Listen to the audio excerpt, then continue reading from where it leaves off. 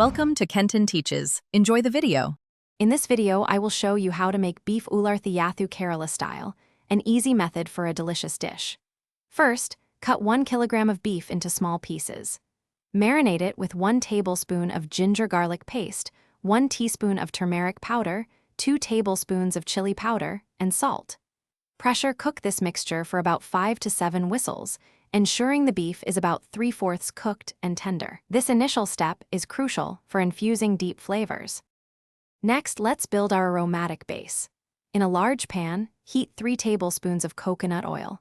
Add 2 large sliced onions, 1 tablespoon of finely chopped ginger, and 1 tablespoon of finely chopped garlic. Sauté these until they turn a beautiful golden brown.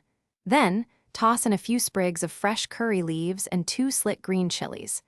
This fragrant combination forms the heart of our dish, giving it that authentic Kerala taste. Now, it's time to bring it all together. Add the partially cooked beef, along with any remaining stock, into the pan with our sautéed aromatics. Increase the heat to medium and begin to roast the beef. Stir continuously to prevent sticking and ensure even browning. Continue cooking until the beef is dry, dark brown, and beautifully caramelized. This roasting process develops the rich, deep flavors characteristic of a perfect Ularthiyathu. Finally, for the finishing touches, once the beef has reached that perfect roasted texture, turn off the heat.